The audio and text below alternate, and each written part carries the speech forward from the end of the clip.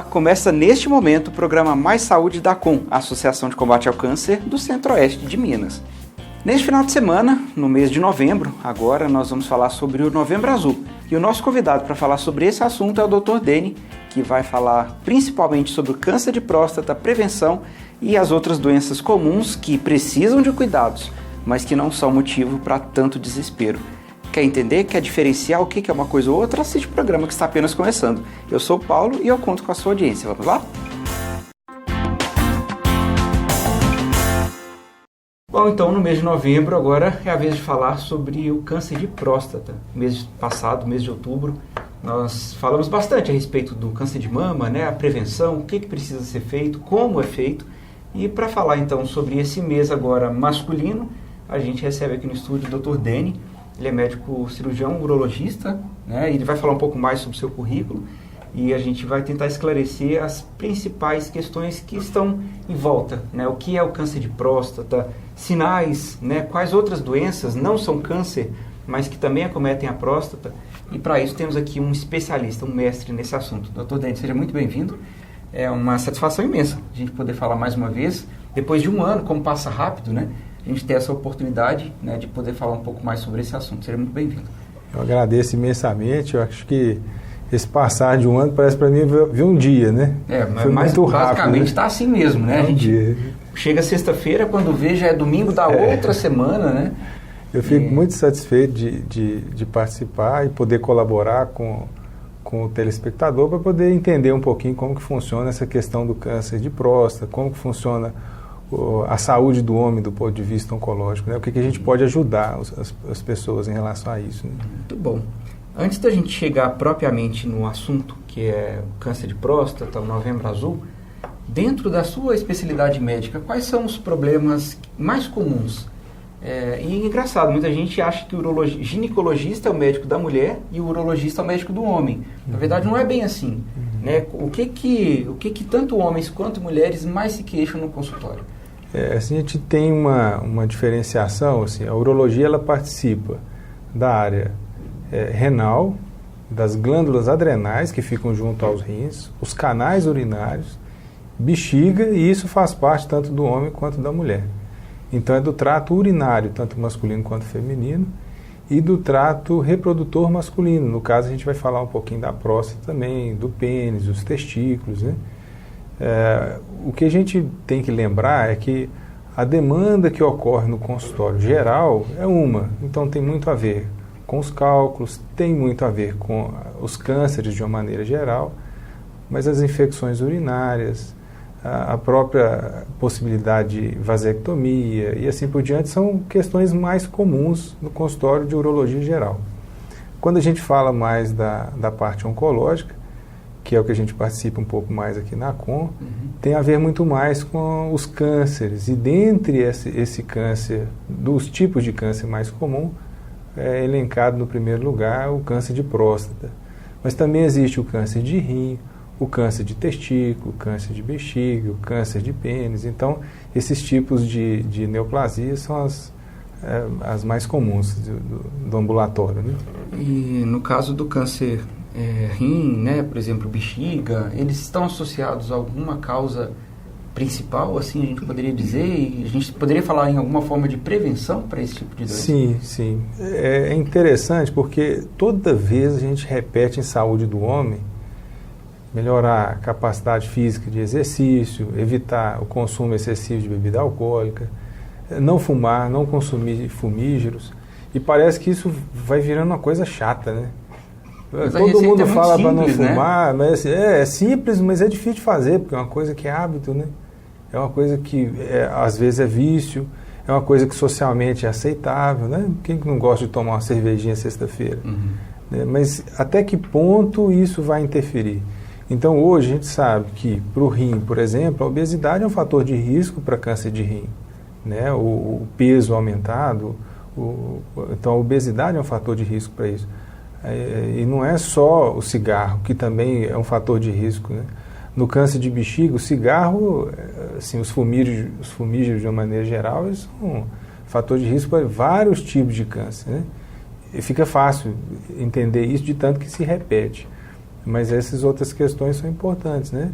E não é só o fator de risco, é a nossa condição física na medida em que a gente é acometido de uma doença grave. Se o sujeito é acometido de uma gripe, um resfriado, aquilo ali sara ele estando obeso ou não estando obeso, ele estando desnutrido, ou seja como for. Agora, uma doença mais grave, num paciente que está bem fisicamente, emocionalmente e tudo, então ele vai vencer com muito mais facilidade aquela situação, né? É o organismo como um todo, né? Tem que ser visto como um conjunto, né? Exato. E a gente sabe que emagrecer é difícil, mudar hábito de vida é difícil, beber água parece fácil, mas não é, né? Assim, estabelecer uma quantidade mínima de ingestão de líquido por dia é difícil, né? Enquanto pedra nos rins, enquanto a urologia, de maneira geral, antes da gente chegar no tema que é o câncer de próstata, qual que é o ideal, o consumo ideal de líquido por dia? E a gente está falando de líquido, isso vale um suco na hora do almoço, uma vitamina que se toma no café da manhã, isso também soma? Ou o líquido ideal para hidratação e para manutenção da saúde, no tema que a gente fala, realmente é somente água? Hoje está um calor danado, né? Hoje está um calor assim incrível. A gente vai ali na rua, frita um ovo no asfalto. Exatamente. Né? Então, na verdade, não é só o tanto de líquido que a gente ingere, é o tanto de urina que a gente vai produzir.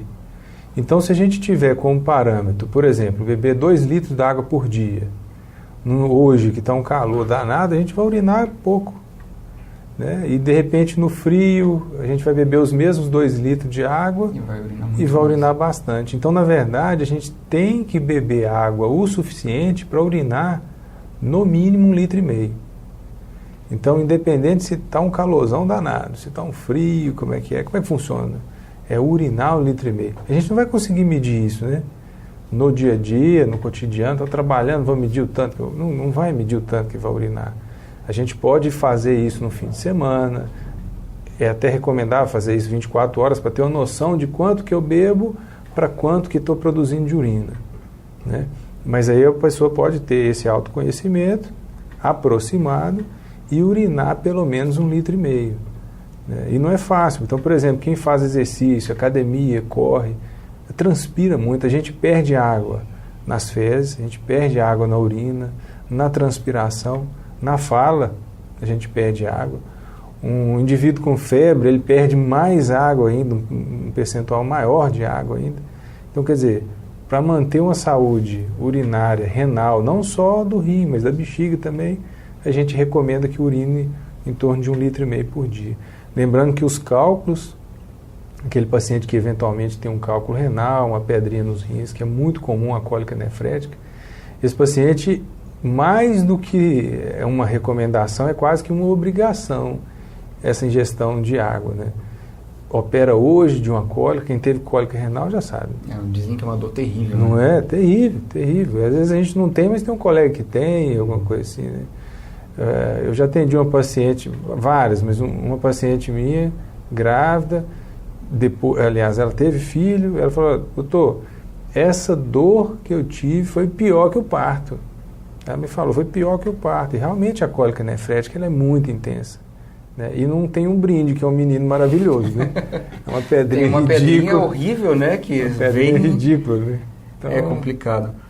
Doutor Deni, com relação ao câncer de próstata, esse mês de novembro, já há muitos anos, surgiu lá nos Estados Unidos, assim como o Outubro Rosa, né? O Novembro Azul, tem como objetivo falar mais a respeito do câncer, o que é a doença, e tentar de alguma forma incentivar os homens ou desbloquear esse preconceito que há nos homens para que eles possam fazer o que é preciso. Para a gente tentar de uma forma, como dizem aqui em Minas, né, comer o mingau pela beirada, né, até chegar no meio, que é comparando, né, assim, com todo o perdão da brincadeira, mas comparando-se a doença em si e esse processo do entorno. O que é a prevenção, o que é o câncer, né? Para a gente chegar então nesse ponto principal, o que é o câncer de próstata? É uma doença que, o que ela causa, o que acontece e, se possível, eu acredito que não seja, mas se for possível, por que ela acontece? Tem alguma predisposição genética ou é algum hábito que a pessoa tenha que faz aquilo de repente surgir com uma facilidade um pouco maior? Então vamos começar por aí para depois a gente chegar inclusive na prevenção, o que pode ser feito. É verdade que essa questão genética do câncer de próstata, ela está sendo muito estudada, né? O câncer de próstata, depois do câncer de pele, então o câncer de próstata é mais comum, é o câncer mais comum, inclusive mais comum que o de mama, né? Então o câncer de próstata ele tem sido muito estudado no mundo inteiro. A gente tem tratamentos, opções de tratamentos, mas eu recordo o seguinte, antes da gente ter a possibilidade de fazer o check-up, que é o que a gente recomenda hoje, antes de ter essas coisas, em algumas décadas atrás, então a gente tinha a maior parte dos pacientes que apresentavam com câncer de próstata, eles se apresentavam com doença grave, com doença disseminada pelo corpo, que não tinha muito o que fazer. Tinha algumas situações que você não tinha muito recurso do que fazer, inclusive não tinha nem os quimioterápicos, os bloqueios hormonais e assim por diante. Então, mais de 2/3 dos pacientes tinham doenças muito graves e morriam necessariamente por conta do câncer de próstata. O que se percebeu depois do exame de PSA, que é o exame de sangue relacionado à próstata, é que se podia fazer o diagnóstico mais cedo. E não dá para fazer muita coisa para interferir em não ter câncer de próstata. Eu vou fazer isso aqui tudo para não ter câncer de próstata. Olha, se existe uma programação genética, isso tem uma grande chance de acontecer e provavelmente vai acontecer. Existem alguns estudos, inclusive genéticos, que eles conseguem predizer a chance se é muito grande ou não de ter. São exames caros, pouco disponíveis ainda em esfera de pesquisa, mas que eles podem predizer o seguinte, olha, provavelmente vai ter um câncer de próstata e provavelmente vai morrer por causa disso. Não funcionam ainda na prática do cotidiano, ainda não estão bem difundidos esses exames. Mas o que a gente percebe é que, embora eu não consiga fazer muita coisa para evitar de ter o câncer de próstata, eu posso ficar bem, eu posso ter uma boa saúde, eu posso não fumar, eu posso não ter obesidade, eu posso evitar outras condições que não necessariamente levam ao câncer, mas que deterioram o corpo, dificultando essa luta contra o câncer, né? Que eu acho que o combate contra o câncer, ele passa, inclusive, pela responsabilidade do próprio indivíduo, né? Enquanto melhora a orgânica no sistema mais amplo, né? Como um todo, se cuidar, né? Se cuidar. Então, se vai ter ou não vai ter câncer de próstata, não está tanto na nossa mão. Mas como que eu vou estar diante de uma situação dessa? Procurar uma avaliação mais precoce, né? Vencer alguns obstáculos, né? A gente tinha conversado um pouquinho mais cedo sobre a questão até do câncer de testículo, né? O câncer de testículo ele é menos comum. Não precisa de um exame necessariamente para perceber que tem uma alteração testicular. O paciente palpa, sente que tem um caroço, que tem um nódulo, tem alguma coisa diferente. Por que até hoje a gente ainda vê pacientes com câncer de testículo com massas grandes, se o órgão está para fora, está na bolsa testicular? É porque falta essa percepção, esse autoconhecimento. Né? Então o homem precisa ter essa percepção. Né? Vamos fazer o seguinte, vamos fazer um pequeno intervalo e a gente volta falando desse assunto, porque o que você teria que correr atrás do quê? Apalpar, né, conhecer o seu corpo, mas o que é uma alteração que preocupa? Né? Que tipo de nodulação que é preocupante, o que não é? Então a gente vai para um pequeno intervalo e voltamos para falar disso e muito mais com o Dr. Deni, que está aqui conosco no Mais Saúde deste final de semana. Não sai daí. A ACOM assinou contrato com o SUS, Sistema Único de Saúde, pelo presidente voluntário da instituição, Wilson Martins de Freitas, e o secretário municipal de saúde de Divinópolis, Amarildo de Souza. Outra conquista recente é o Certificado de Entidade Beneficente de Assistência Social, SEBAS, Área de Saúde, obtido em 27 de julho com o apoio do deputado federal Domingos Sávio. A ACOM também informa da continuidade da parceria fundamental com o Centro-Oeste CAP, Certificado de Contribuição. O presidente da entidade agradece emocionado a Deus e a todos os envolvidos. Lembra-se dos doadores e do principal beneficiado, o paciente oncológico. Olá, estamos de volta com o programa Mais Saúde, recebendo aqui hoje no estúdio o Dr. Deni Veloso. Ele é médico aqui na ACOM, médico urologista, e nós estamos falando sobre o Novembro Azul, principalmente sobre o câncer de próstata. Mas no primeiro bloco a gente falou várias questões, vários problemas urológicos, né, de rins, bexiga, infecções urinárias, demos várias dicas e falamos um pouco sobre isso também. Então eu te convido a assistir o programa Mais Saúde, que vai estar disponível no nosso canal do YouTube, aí para você assistir e compartilhar da forma que quiser. Doutor Dene, antes do intervalo nós falamos a respeito do câncer de testículo, que é uma doença que é muito facilmente detectável, né? Que a pessoa, basta conhecer o seu corpo, né? Saber, poxa, isso não estava aqui semana passada, mês passado, há 2 meses eu não tinha isso. Mas o que é uma alteração que preocupa? Porque pode ter, por exemplo, varicocele, né? Que é uma doença muito benigna, comum, né? e é Muito benigna, comum. né?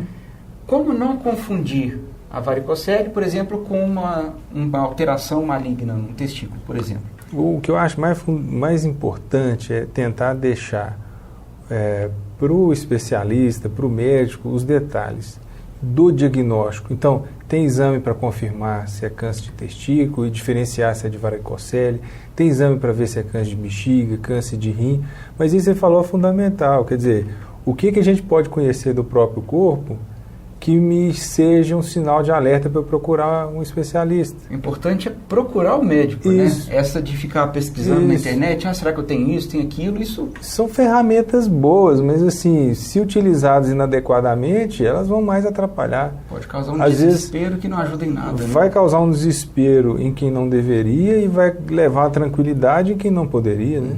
Então, a ferramenta inadequada, ela atrapalha. Então, por exemplo, no testículo, se tiver algum caroço, algum nódulo na parte mais anterior do testículo, isso é um sinal de alerta. Quer dizer que é doença. Calma. Quer dizer que é um sinal de alerta. Vamos procurar o especialista. Precisa procurar o especialista, né? E ele vai fazer o diagnóstico e ajudar com o que for A varicocele são varizes de bolsa testicular. Elas são profundas. É uma doença completamente benigna, mas que precisa do especialista, tendo em vista que pode alterar a fertilidade, né? Pode impactar na fertilidade. Da palpação no abdômen, eu sou professor da UFSJ já faz um bom tempo, e a gente ensina os alunos na semiologia urológica, todo o exame físico, a propedêutica, toda essa área de urologia. O que é importante é que uma coisa é para o aluno da medicina e outra coisa é para o autoconhecimento. Então, um nódulozinho no testículo chama atenção, alguma massa, algum caroço, alguma coisa diferente na palpação do abdômen, uma região um pouquinho mais dura na barriga, também é um sinal de alteração que tem que ser investigado. Por exemplo, sangramento urinário também é uma coisa que chama atenção. Quer dizer que algum câncer, com alguma coisa? Calma, é uma coisa que tem que ser investigada. Câncer na bexiga pode dar o sangramento na urina. Hiperplasia benigna da próstata pode dar sangramento da urina. Cálculo, as cólicas nefréticas podem dar sangramento na urina. Então, são sinais ou sintomas, aquilo que se sente ou se percebe, que o médico percebe, esses sinais diferentes, por exemplo, de sangramento por uma via anormal, alguma massa, algum nódulo palpável em uma região anormal, algumas úlceras, por exemplo, as feridas genitais. Hoje, as doenças sexualmente transmissíveis estão muito em alta. A turma está descuidando, está numa alegria excessiva, né, sem proteção. Quer dizer, as doenças sexualmente transmissíveis, uma parte delas apresenta-se com úlcera, mas não é toda úlcera genital que necessariamente é doença sexualmente transmissível. Às vezes é uma neoplasia, às vezes é um câncer de pênis, né? Então essas coisas precisam ser levadas adiante e dar o peso que elas realmente têm procurando um especialista. Eu acho que na medida em que isso motiva a procura pelo especialista, já é um enorme passo. Um ganho gigante. Enorme. E com relação ao câncer de próstata, para que a gente possa encerrar o programa que já está caminhando para os minutos finais, o que é a doença? Ela traz algum sintoma? E falando em prevenção, como ela seria feita então? Quais exames, a partir de qual idade? Assim, só tentar colocar por partes, assim, a partir de 50 anos, fazer o check-up da próstata, que é o exame local, e o exame de sangue, que é o PSA. Então, a partir de 50 anos. Se na família tiver alguém com história familiar, a partir de 40 anos já fazer isso periodicamente. Né? Em que impacta o câncer de próstata? Ele tem uma alta taxa de frequência, ele não tem uma grande letalidade. Hoje, porque como eu falei, hoje a gente tem uma detecção mais precoce, com variedade de tratamentos muito mais disponíveis, que a gente consegue fazer cirurgia, a gente consegue fazer radioterapia, Às vezes não necessariamente nós vamos intervir, nós vamos acompanhar o paciente para ver se realmente é o momento de intervir naquela doença, né? Mas de uma maneira geral, o câncer de próstata, ele se inicia em células da próstata que se multiplicam desordenadamente de uma maneira lenta no período mais inicial, mas que pode assumir uma multiplicação mais rápida e depois disso espalhar pelo corpo, pelos ossos, pelas vísceras e aí levar às consequências mais importantes que tem a ver com fratura, que tem a ver com insuficiência renal, obstrução, que tem a ver com a doença metastática mais avançada e grave. De sintomas, a gente tem que tentar separar o seguinte: os sintomas de doença metastática mais avançada tem muito a ver com dor óssea. Os sintomas da doença inicial, eles são quase que ausentes, né? Então, a importância de procurar o médico para tentar identificar, né? Então, não vai dar sinal, né? Esse check-up que a gente falou de a partir de 40 ou 50 anos, conforme a história familiar, ele é importante porque não dá sintoma. Uhum. E muitas vezes quando o paciente tem sintoma quando mais jovem, 40, 50 anos, isso tem a ver com a hiperplasia benigna da próstata, que é outra doença. E que é benigna, que não é câncer. Então, eventualmente, vai ter dificuldade para urinar, jato fraco, esforço para urinar, acorda à noite várias vezes para urinar. Então, isso tem que ser investigado também, mas tem que tentar separar uma coisa da outra, né? É isso. Nosso tempo está realmente chegando ao final. Tem alguma outra questão que a gente não conversou, que talvez seja importante? Além dos exames, né, que nós frisamos, que é importante procurar o médico, não já ir tentando saber o que é o seu diagnóstico, se é câncer, se não é. Deixa para o profissional fazer essa verificação. O importante é você ir ao médico. Esse é o objetivo, essa é a questão com a qual você pode ajudar, né? Precisa ir ao médico e ele que vai ver o que precisa ser feito. Não tem que ir falando, porque eu vou fazer só exame de PSA, porque eu vou fazer só... Não, deixa o médico identificar o que é, né, de fato necessário, o que vai contribuir, né, com aquela história daquele paciente. Mas fora isso, alguma questão que a gente não tem falado? Temos mais alguns minutinhos aí. Eu queria só frisar uma coisa que eu acho bem interessante, uma vez conversando com um paciente que a gente teve a oportunidade de operar, ele ficou muito satisfeito. O resultado dele foi ótimo, a cirurgia foi ótima e o que eu queria deixar como lembrança é o seguinte: o tratamento nosso trabalho, nosso serviço, nosso esforço não é centrado na gente, é centrado nele. Então esse paciente nos procurou, veio aqui encaminhado pela prefeitura, a gente operou pela ACOM, ele me trouxe um peixe, uma delícia de peixe, sabe, uma coisa, assim, um presente que é de coração, uma coisa, fica mais gostoso, né? E a ACOM não é centrada no profissional, não é centrada no médico, não é na gente. Ela é centrada no paciente. Por isso que a gente faz todo o esforço para que as doações permaneçam, que as doações aumentem, porque, na verdade, é uma doação para si mesmo, né? A gente faz um